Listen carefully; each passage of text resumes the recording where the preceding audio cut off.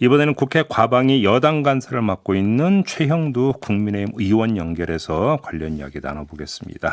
자, 현안에 대해서 좀 질문 드려야 될 것 같은데 일단 오늘 최고의 관심사는 MBC 박문진 이사 선임의 효력을 정지해달라는 두 건의 신청에 대한 네네. 법원의 판단이 오늘 나올 것 같은데요. 네. 어떻게 전망하십니까, 의원님은? 법원 판단이 곧 나올 것이기 때문에 네.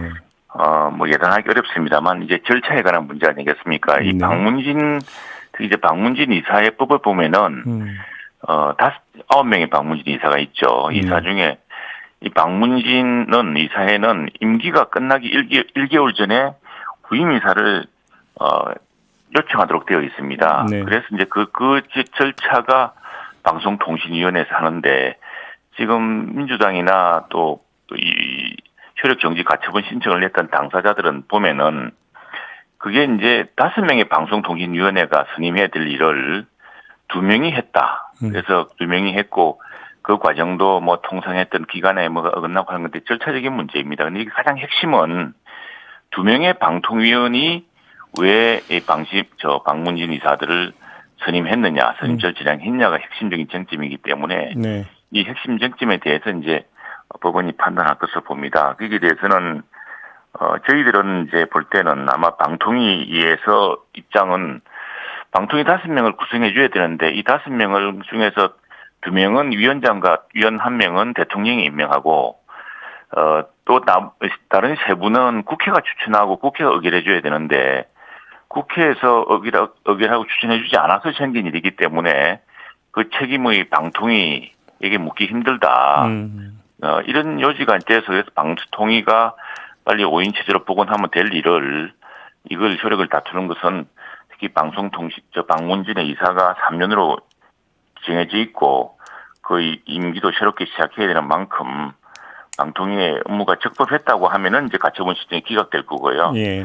만약 그 중에서 이제 그러나 그렇다 하더라도 회의 기간 중에 이에 대해서 여러 가지 하자를 한다면 이제 번안에 들어가게 되겠죠. 지금은 가처분이기 때문에 이게 전체는 아닙니다. 이 가처분 결정 신청을 낸 분들이 이제 두 부류인데. 이거는 그렇죠. 예. 근데 만약에 네네. 지금 이제 그 두 건이 접수가 돼서 두 건에 대한 판단이 각기 이제 따로따로 나오잖아요. 재판부가 다른데. 그렇죠. 네네. 두 개의 재판부에서 공통된 인용 결정이나 공통된 기각 결정이 나오면 물론 심플해지기는 하지만. 네네. 근데 그게 아니라 하나는 인용, 하나는 만약에 기각으로 나오면 그때는 어떻게 되는 겁니까? 그래서 이제 번안 또 소송까지 가겠죠. 효력에 대해서 이제 가처분이기 때문에 가처분을 왜냐하면 이제 특히 이제 두 부류인데 한 부류는 현재 박문진 이사진입니다. 이분들은 임기가 사실 끝났습니다. 끝났는데 임기가 끝난 분들이 후임 이사를 정하는 과정이 적절치 않다.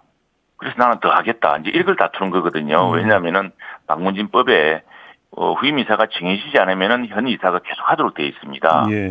예, 이 법에서 좀 약간 상충되는 부분이 있는데 그 부분이 한 분은 신청했는데 이번에 이사 선임을 되지 않은 분들 두 부류인데 그 각각 다른 게 나올 수가 있습니다. 다만 번안 소송을 지켜봐야 되는데 어느 경우든 이게 방송통신위원회 5인 체제가 복원되면서 어느 경우든 다 해소될 수 있는 문제라고 생각을 합니다. 그럼 하여간 일단 하나라도 인용 결정이 나오면 방통위의 새 박문진 이사 선임의 효력은 정지되는 게 맞죠?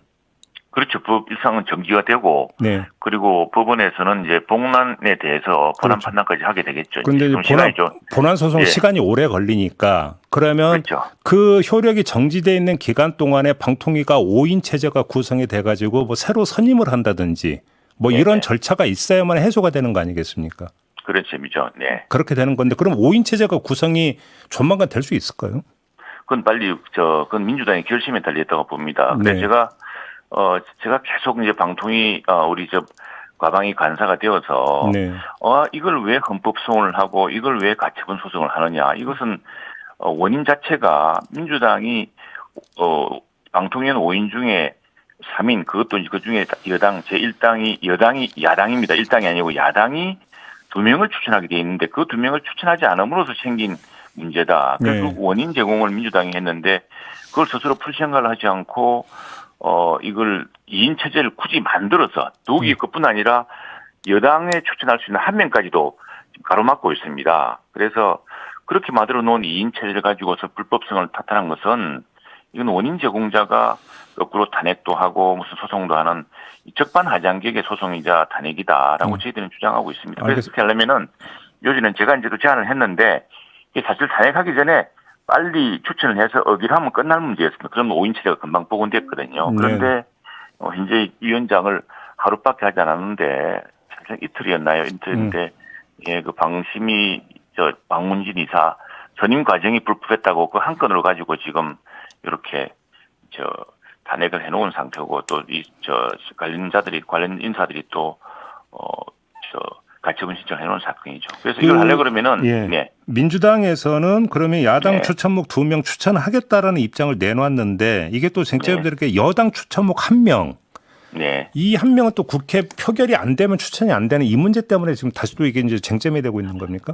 그래서 사실은 그래서 제가 계속 제안했기 때문에 우리 최민희 위원장께서 여러 차례 물었습니다. 그래서 난 여당 간사로서 그건 당연히 법적 절차대로 국회가 추천해야 되고 추천할 때는 당연히 야당목 두 분뿐 아니라 여당목 한 분도 함께 의결에 올려줘야 된다. 그렇게 국회 주임원 그러니까 그걸 동시에 하자고 했는데 그건 뭐 당연한 문제이기 때문에 사실 이건 뭐 서로 쟁점이 없는 사안인데 그건 뭐 여야 원내대표 간에 이제 이 시기를 맞추고 해서 야당도 지금 이제 공모 절차에 들어가겠다고 하니까 공모를 지켜볼 일인데 다만 지금 일부 야당에서 나오는 이야기가 지금 뭐 위원장의 탄핵은 무한정 지연시켜 놓고 여당 추천을 하지 않은 채 야당목 2명만 추천해서 국회가 다수당이니까 다수당 의결을 통해서 하겠다. 이건 정말 꼼수고 그건 뭐 민주당도 스스로 비난을 자초할 일이라고 생각합니다. 그리고 그럴 결국에는 결국 5인 체제가 복원되지 않기 때문에 그 자체가 계속 불안이라는 상태로 남는 일이죠. 그래서 하려고 그러면은 탄핵 재판에 조속한 종결과 함께 5인 체제를 빨리 복원하는 방법을 우리가 여야가 함께 힘을 써야 됩니다. 그런데 만약에 야당이 2명 추천하면 윤석열 대통령 이번에는 확실하게 그냥 임명하는 게 담보가 될 수 있는 건가요? 그건 우선에 더 중요한 것은 여당 추천목 1명하고 함께 의결에 올려줘야죠. 예. 의원님께서 방송특위 구성을 제안하셨나요? 네네, 그렇습니다. 어떤 취지입니까?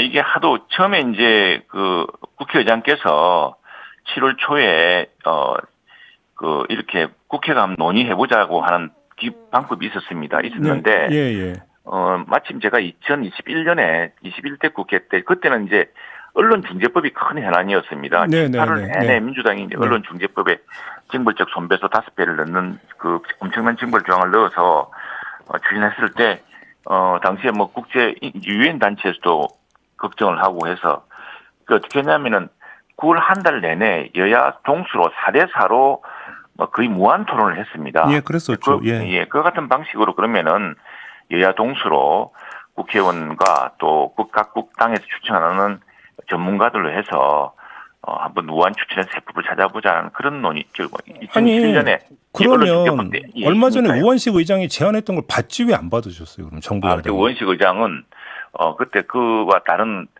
그 비중이 다른 것을 요구를 했습니다. 뭔가 하니까 지금 방문진법에 따르면은 방문진은 이사 임기 종료 1개월 전에 요청하도록 돼 있고 1개월 전부터 방문진 이사를 선임해야 됩니다.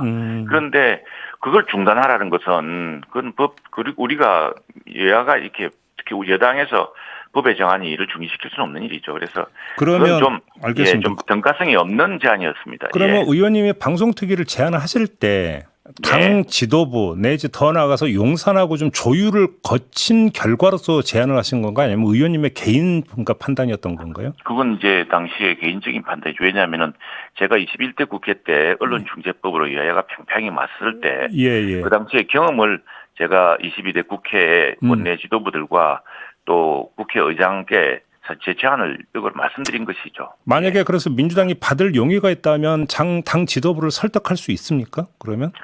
그건 할 수가 있죠. 만일 민주당에서 그렇게 한다고 할 것 같으면 제가 걱정하는 건 이런 겁니다.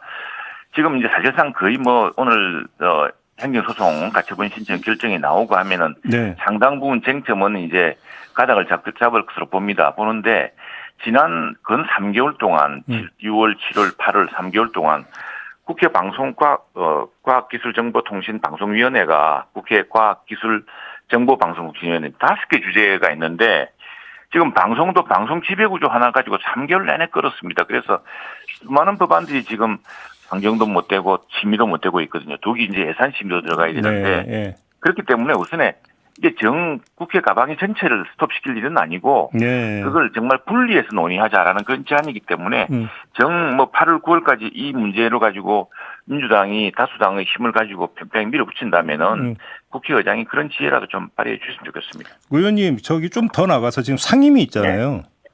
상임위를 네. 쪼개자라고 하는 주장 나오고 있지 않습니까? 네네. 더 나아가서 방송통신위원회도 방송위원회고 통신위원회고 쪼개자는 주장도 나오고 있는데 어떻게 생각하십니까? 그거는 이제 정부가 방송통신이 융합 현상 때문에 그런 건데 네.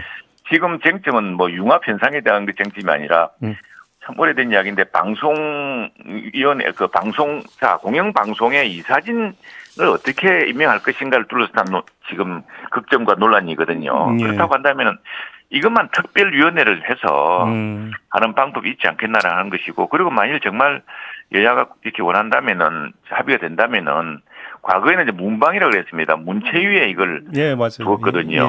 그런데 이제 이게 합의제 기구지 않습니까? 합의제 기구라고 한다면은 그 뭐 정무위에 금융위도 정무위에 있으니까 그럼 제가 재선 의원이고 여당 간사가 이야기할 대목은 아니고요. 다만 기구로 하자면은 국회 차원에서 한번 방송이 전체 과학기술정보통신을 발목 잡는 일이 없도록 해야 된다는 입장에서 비슷한 유관 그 상임위원회로 먹는 방법이 어떠냐는 이야기인데 그럼 또 그 상임위원회를 또 마비시킬 것이기 때문에 그것도 참 뭐라고 말하기 어렵습니다. 마지막 질문으로 가볍게 짧게 만약에 방송과 과기 정통을 나눠서 상임위를 나눈다면 의원님은 어느 쪽을 희망하십니까?